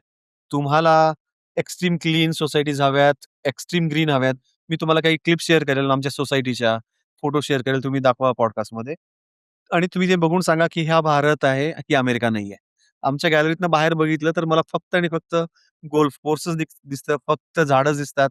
एकही गाडी दिसत नाही. इतकं शांत आहे. एक कागद, प्लास्टिकची बॅग दिसणार नाही. त्याच्यामुळे तुमच्या घरामध्ये जेव्हा तुम्ही आहात आणि गॅलरीतनं बाहेर पाहता, कुठेही पाहता, तुम्ही नाही सांगू शकत की तुम्ही भारतात आहेत की भारताच्या कुठे बाहेर आहे. त्यामुळे भारतातही सगळ्या गोष्टी अवेलेबल आहेत. स्टँडर्ड ऑफ लिव्हिंग ऑलमोस्ट जे तिकडं मिळतं, ते सगळं इथंही मिळतंच. फार जास्ती नाहीये. थोडाफार जसं सांगितलं, की इथं जॉब जेव्हा करायला लागू, तेव्हा ऑफिस अवर्समध्ये ट्रॅफिक या गोष्टीचा प्रॉब्लेम होऊ शकतो. जे आणखीन आमचे एक्सपिरियन्सेस नाही आहेत. पण for most part of the things are very good. Usually मी एनालॉजी लावतो 80-20 ची. तर मी असं सांगू शकतो, की India is 80% as good as US for most of the things at 20% cost of it. तर हे 80-20 रूल असं लागतं. अनघा, तू सहमत आहे राहुलच्या मताशी? तुला वाटतंय standard of living equally comparable आहे? आहे. इक्वली आहे. आणि मला तर उलट जास्तच इथे जरा रिलॅक्स वाटतंय.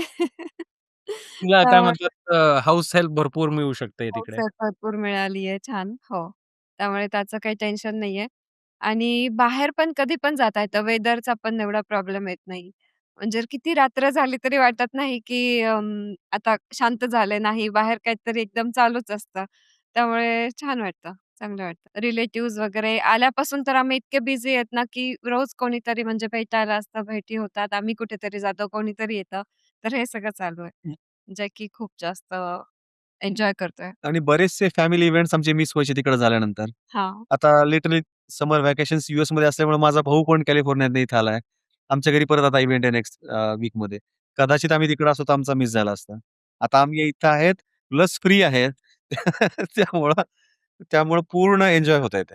मोठा राडा होणार आता. Yes, exactly. आणि खरं ह्या ज्या गोष्टी आहेत ना, आता कधी-कधी आपल्या ऑडियन्सला मे बी असं वाटेल, की "अरे, हे काय एवढं बोलताय?" पण ह्या फार महत्त्वाच्या गोष्टी मला हो, वाटतात. हो, हो. ते याच महत्वाचं. आपल्या लोकांसोबत वेळ घालवणं महत्त्वाचं आहे फार. हो, खरं. हो.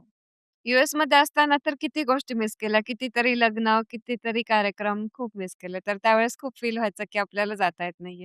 आणि इथे आल्यावरती आता ते होईल, आणि की तेच आहे मेन आता अनघाच्या घरी पण बरेचसे लग्न आहेत. आमच्या घरी पण कार्यक्रम आहेत. आम्ही सगळीकडे जाणार, सगळ्यांच्या भेटी होणार. ऑलरेडी झाल्या पण आहेत. आणि बॅक ऑफ द माइंड बरेचसे आपले भारतीय जेव्हा दुसऱ्या देशात जातात, तेव्हा त्यांना वाटतं, की आम्हाला पण अल्टिमेटली भारतामध्ये यायचंच आहे. पण आपण तेव्हा आलो जेव्हा आपल्यात एनर्जी नाहीये, तर येऊन फारसा उपयोग नाहीये.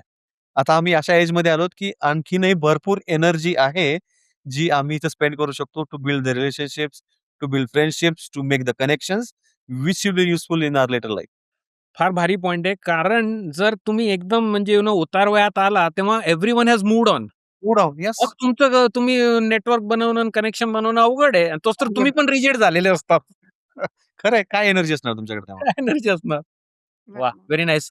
हाच जर प्रश्न मी जर मुलींना विचारला, तुमच्या दोघा मुलींना, की कसं वाटतंय? तुम्हाला वाटतंय की they are generally happy kids at India?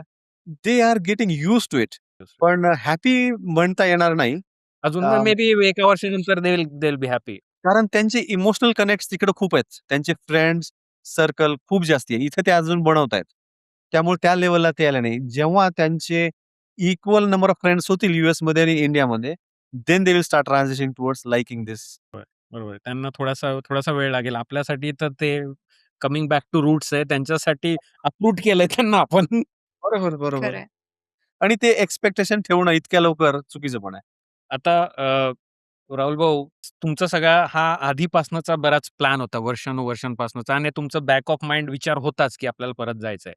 आता टेक इंडस्ट्रीमध्ये तुम्हाला माहिती आहे काय चालू आहे सगळीकडे पूर्ण ग्लोबल वातावरण थोडंसं जिओपॉलिटिकल म्हणा, एआय म्हणा, सगळ्याच गोष्टी.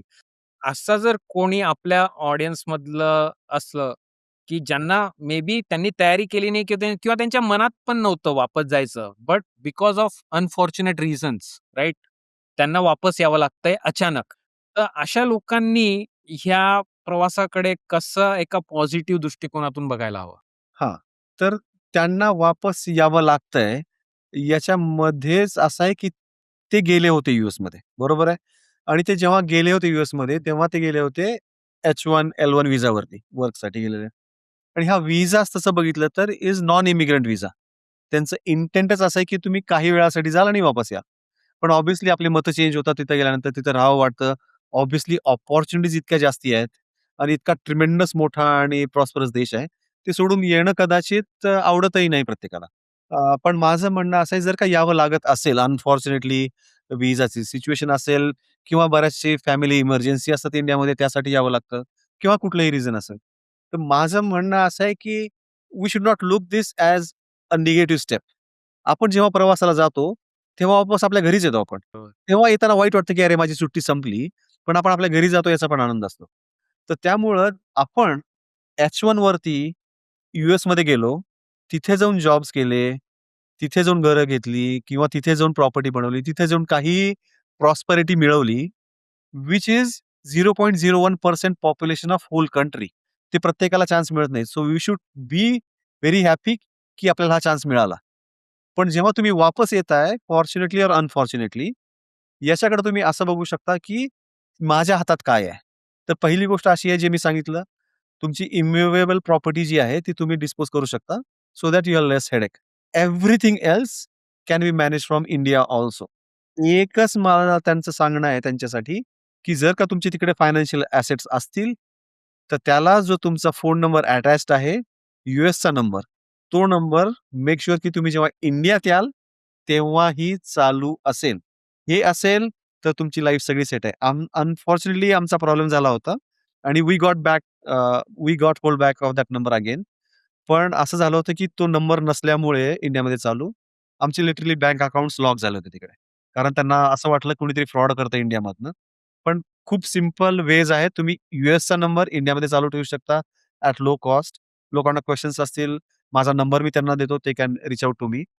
पण हे तुम्हाला करायला वर्ष, 2-3 वर्ष मिळतात. प्लस कॉस्ट ऑफ लिव्हिंग इंडियामध्ये compare to US is negligible.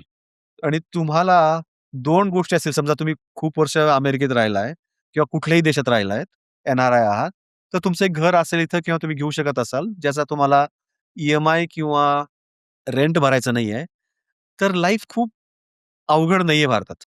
जी कंपॅरेबल तुम्हाला सांगितलं 80% of yours life you can get in 20% of the cost. त्यामुळं फायनान्शियल स्ट्रेस घेण्यात अर्थ नाहीये. इंडियामध्ये खूप आरामशीर ॲडजस्ट होऊ शकतं. आणि मला वाटतंय राहुल भाऊ अपॉर्च्युनिटीज पण इंडियामध्ये आहेत हां. बऱ्यापैकी. तुमचं जॉबचं बघाल तर जसं यूएसमध्ये सध्या सिच्युएशन खराब आहे. पण अनफॉर्च्युनेटली इंडियामध्ये पण बरेचसे जॉब यूएसच्याच कंपन्यांचे आहेत. पण आता आपण आजूबाजूला पाहतो तर खूप सारे स्टार्टअप्स आहेत. जसं अनघाने सांगितलं, की तुम्हाला 5 मिनिटामध्ये मेड घरी येते. ही काही अमेरिकन ॲपमधनं येत नाहीये. हे सगळे इंडियन ॲप्स आहेत. तुम्ही बाणेर, बालेवाडी, हिंजेवाडी, खराडी या एरियात जाल, सरप्राईज व्हाल पाहून, की किती स्टार्टअप्स आहेत. किती स्टार्टअप्स आहेत आणि अपॉर्च्युनिटीज अनलिमिटेड आहेत. जसं तुम्हाला सांगितलं, की तुम्हाला हाउसिंगसाठी काय पाहिजे हे ठरवा आणि या.